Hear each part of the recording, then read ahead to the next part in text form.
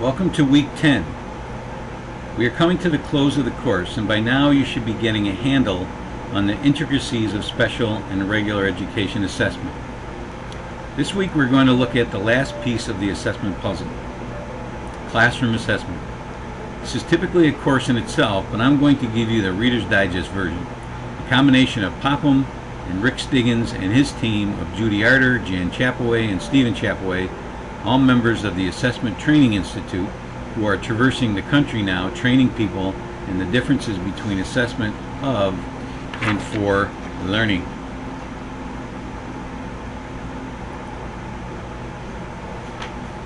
Okay, the agenda this week will include an activator which will get you thinking about the types of assessments that you have endured in your educational careers.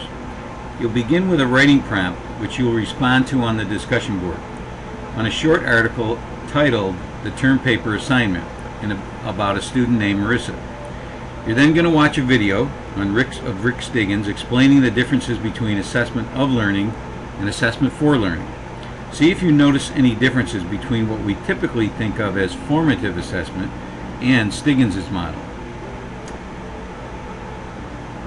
Then I'm going to do a lecture on instructionally oriented assessment, and then I'll give you, you'll take a short quiz, or you'll take a 10-question quiz on chapter 12 that's located in assignments week 10. So here we go.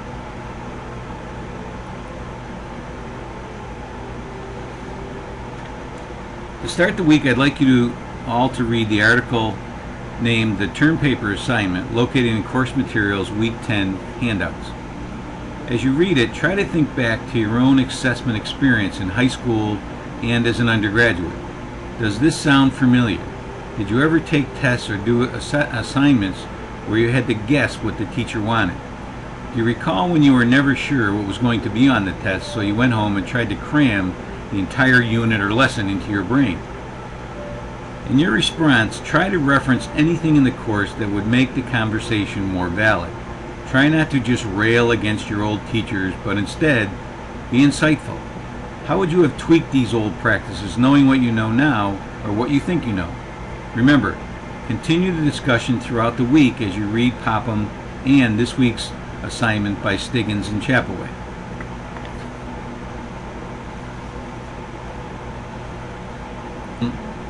Let's talk about some essential questions when it comes to classroom assessment.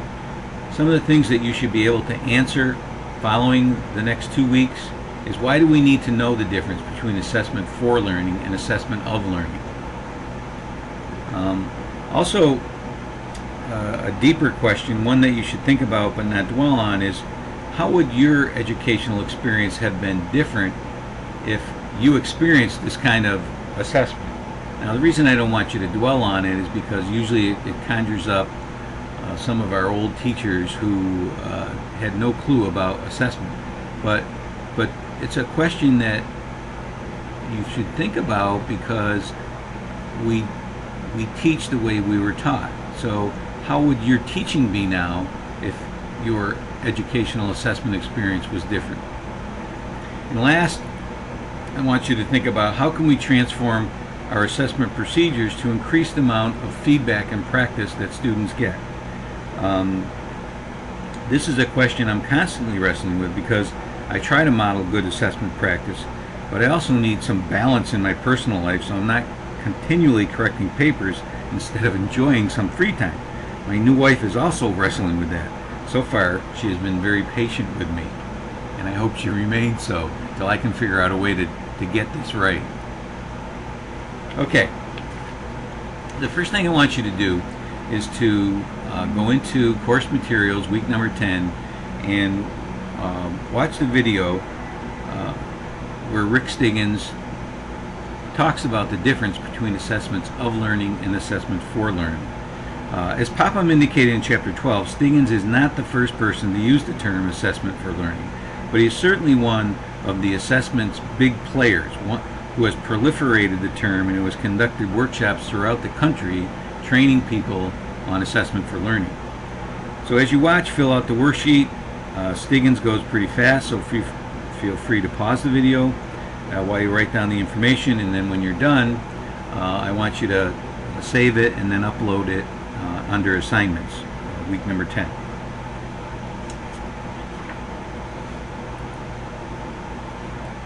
Okay, this is a graphic I borrowed from Popham's chapter 12. I thought it gave a good picture of what the classroom assessment process should look like. As Popham mentions, the assessment should be created before teaching begins,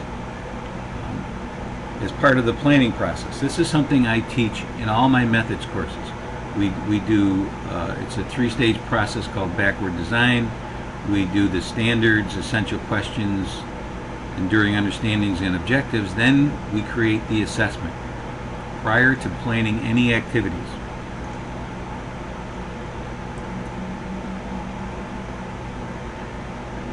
This will once you plan the classroom assessment that represents the curriculum aim or the standards, this will help you lead us to make inferences about what students know. Again, remember, that's a big idea of the course. Popham pushes that almost in every chapter, that assessment is about making inferences. It's not about knowing exactly what students know, but it's making about inferences what they know, which results in teachers' instructional decisions. So this is something that I don't see a lot, or I haven't seen a lot, that teachers using assessment to make instructional decisions. What not to teach, what to skip, what to reteach. Usually it's assessment of learning, boom, move on, regardless of what students have shown they know or able to do. I like this graphic, which Wiggins and McTighe referred to as the nested rings of knowledge. I matched it up with what type of assessments would be appropriate for evaluating a student's understanding. The outside ring refers to information that is worth knowing. These are the hundreds of facts, the lowest level of Bloom's taxonomy, that many of our former teachers believed was the most important thing, and of course the easiest, to assess. Yet how much of this minutia did we walk away from a course remembering? These are best assessed with traditional quizzes and tests. This is why I use them in this course, just to get you thinking about many of the facts of the course that are worth remembering, but are not really the big ideas of the course. The middle ring is what you would consider important for your students to know and be able to do. These are your unit objectives or your lesson objectives, the things that you can measure and that you want students to master. These two can be assessed with traditional tests and quizzes, or with more authentic types, constructed responses or performance-based assessments, as you'll see in the next part. Now, the middle ring, or the smallest ring, is what Wiggins and McTighe call enduring understandings, and I call the quote-unquote big ideas of the course or unit. At this point in the course, you should know what they are. I try to repeat them often. These big ideas are best assessed through performance-based assessments, things like portfolios, exhibitions, and other authentic tasks.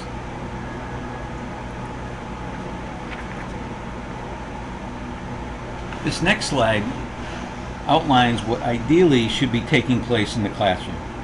I've added this graphic which exemplifies another way of looking at the assessment teaching cycle. It's a little faded, but you should be able to see it. Notice that the words feedback in between two of the ovals. Practice and feedback has been the gold standard for teaching and learning for as long as people were being educated. Also notice the oval representing planning and the one representing interactive assessment. There are 4 types of assessment listed there: peer, self, formative, and summative. Again, representing one of the big ideas of this course, using multiple assessments to make valid inferences about what students know and can do. Before we begin a unit, we should pre-assess students to find out what they already know. For too many teachers, this does not happen because they are going to teach the unit to everyone the same way. But as we become more sophisticated in how we differentiate instruction, this pre-assessment can provide valuable information in determining students' readiness levels, which is one way we differentiate. The second stage is assessment during instruction. This is where a technique, or where techniques like curriculum-based measurement, CBM, which we discussed during the response to intervention presentation, can help. We can use short assessments that are sensitive to small amounts of growth to assess how effective our teaching is and how well students are progressing. Lastly, we construct assessments of learning to see how we and the students did. These are your end of the unit or end of the semester or end of the year tests. And we construct these so this all adds up to what Popham calls instructionally illuminated instruction, or assessment illuminated instruction. Okay, I've created this continuum of assessment methods to show you basically where we can go from one end of this continuum to the furthest end. And I start with informal checks for understanding. Now, there are several ways that we can check for understanding. The worst way is the rhetorical checking question. Is everybody okay with this? Are there any questions? Those are the worst. When I observed teachers when I was a high school principal, all I saw were blank stares. And even teachers knew when they asked the question they weren't going to get a response, because they seldom used any wait time. So there's a video in course materials week number 10 that I want you to watch, and then come back to this point in the presentation. It's an assessment on informal presentation, and it shows you some techniques like dipsticking, using whiteboards, writing a friendly letter, which, by the way, and you may agree with me, seems pretty formal. And the last one they talk about is the flip book, which is used with special education students. As we move down the continuum, we come to observations and dialogue, which I feel can also be an informal assessment.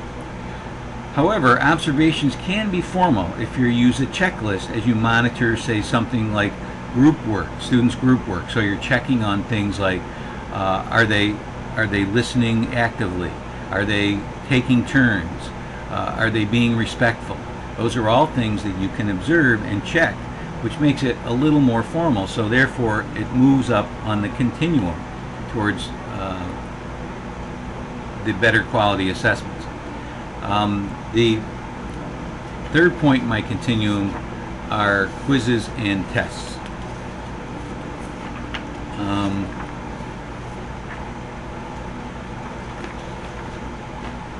Quizzes and tests are things that I give, and I give them for a reason. As Popham notes in Chapter 12, selective response tests are good for assessing knowledge, which is on the bottom of Bloom's taxonomy of objectives. These assessments use selective responses typically in two formats: multiple choice and binary choice, which would be a true-false test. That's a binary choice test. As you know, there is usually just one correct answer. These are convergent. In other words, there's only a single best answer, as opposed to open-ended, where there is no right or wrong answer. And most are secure, and students do not see them in advance. This doesn't mean you should not create them in advance. As Popham suggests, you should survey the whole domain of your unit or curriculum prior to determining which items you want to sample. In other words, you need to know everything that you're going to teach, so you can pick items out of there that you consider a good sample to be tested. In Chapter 12, Popham also describes how multiple choice tests can be used to assess higher order skills. This is something most teachers aren't aware of, so I believe it's worth reading and putting it in your bag of tricks. I'm not going to talk about it tonight, but it is in Chapter 12, and I think it's worth visiting. Okay, next on our continuum are academic prompts.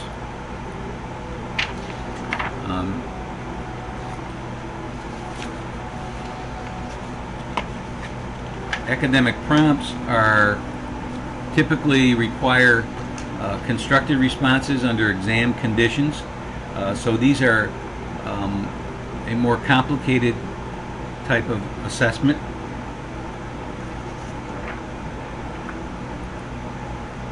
There's usually no single best answer. It requires the development of a strategy, involves analysis, synthesis, or evaluation, so those are higher order thinking skills. It typically requires an explanation. It requires some kind of judgment-based scoring, and it may or may not be secure. So these are tests. You may be familiar with the social studies version of a academic prompt, or called a document-based question or document-based essay. On the social studies assessment, they usually give students documents or artifacts and ask them questions about them, and then at the end of a list of these documents or artifacts, students are asked to use their knowledge of social studies and the documents to come up with an answer to an open-ended document-based essay question. So that's one more step down the continuum. And lastly, we're going to move to performance tasks. And Popham devotes a whole chapter to performance tasks, performance-based assessments, and that you find those in chapter 8. So if you're interested in delving into it a little more deeper than I'm going to do, you can go look at chapter 8. Performance-based assessments are usually when teachers expect students to construct an original response in an authentic, real-world, or other than traditional way.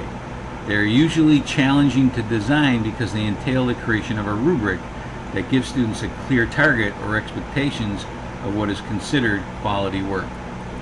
Here are some of the functions of a performance-based assessment. They're used to develop criteria to assess those. So performance standards are used to do that. The criteria are public, so parents know them, students know them, and the teacher knows them, obviously. Reliability increases when criteria are used across the district. So think about this. If you're using a writing rubric from the 1st grade to the 12th grade all across one school district, by the time kids are in high school, do you think they're going to understand what a quality writing assignment looks like? Absolutely. So the reliability of those assessments increases. And finally, the teaching the criteria to the students, and I add a little duh in there, helps improve the skills being assessed. So this is also part of assessment for learning, teaching the students the criteria or having them help create the criteria gives them a clear idea of your teaching targets and what you're planning to assess. In Chapter 8, Popham describes 3 features of most performance-based assessments. First, they are judged using multiple criteria. A good example of that is our PowerPoint presentation rubric, which we created, or at least I received some feedback from you which helped me create it. Second, each of these criteria have varying levels of quality which are spelled out in student-friendly terms. And what I mean by student-friendly is that the description is clear so the student knows what it looks like. I just saw a rubric recently which described the organization category of a presentation rubric as number 4 would be well organized. Now, that's a teacher-friendly description. It doesn't help the student know what organization looks like. You know, a good beginning, middle, and end, smooth transitions, things of that nature. So, you know, rubrics need to be student-friendly. Finally, performance-based assessments, as I mentioned before, require a judgment by an appraiser. This is when we use the inter-rater reliability that we talked about when we discussed reliability and validity. It's when subjective criteria is being used by a judge to evaluate an assessment or a performance. Teachers use performance-based assessment because they typically coincide more closely to higher order thinking and teachers can make more accurate inferences about what a student actually knows. What I consider the quote-unquote big idea of performance assessment is that teachers and students have a clear picture of learning targets. Stiggins mentioned that in his video. Teachers teach to them and students understand them because they are involved in the creation of that rubric.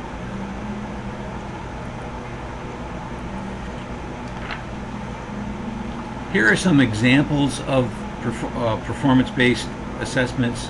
We do an oral presentation, that's a performance-based task. Essays are a performance-based task, works of art, science fair projects, research projects, open-ended math problems, and analysis or interpretations of literature. Now, I placed an extensive list in course materials of handout, in week 10 handouts, of performance-based assessments for all kinds of subject areas. In handouts, I've also put a link to Rubistar where you can click on and go and create. All it requires is you to register. It doesn't cost anything, but if you go to Rubistar, you can create rubrics for almost anything. They have a template you can use, and it's pretty easy once you start using it. So check that out when you go to that part of course materials.